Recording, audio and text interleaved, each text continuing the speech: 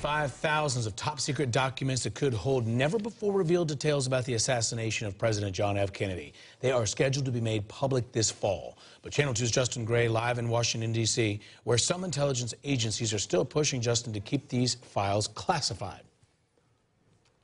Well, Justin, it comes down to one person who will decide if we finally get to see these long classified documents. That person is President Donald Trump. Downtown area. If you were alive on November 22nd, 1963, you know where you were. I was in a grocery store carriage, my mother tells me. Even if you were born in the decades after, you've still seen the images and heard about what happened on that tragic day. We just actually went to Dealey Plaza about 2 weeks ago and visited the Sixth Floor Museum.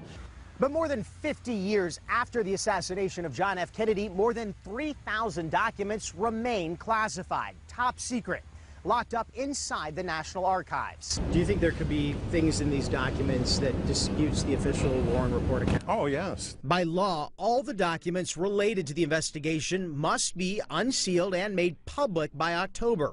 Just weeks ago, thousands of pages of new documents were released, but it's unknown what's in the final, still secret batch. I have no idea what's in these final documents, but it is interesting that apparently there is something so secret or sensitive in them that at least two agencies feel that 50 years after the assassination, they're still so secret, so sensitive that they can't be made public.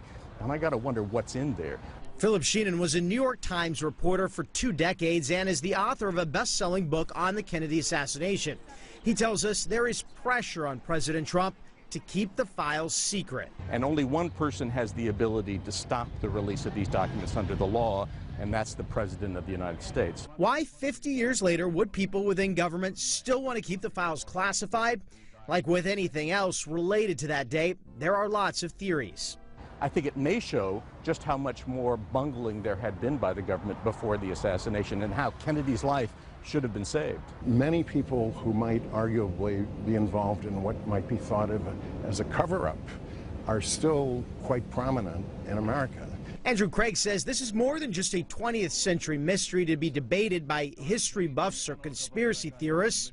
Why in 2017 should people care about this? Because it's the Rosetta Stone to current affairs.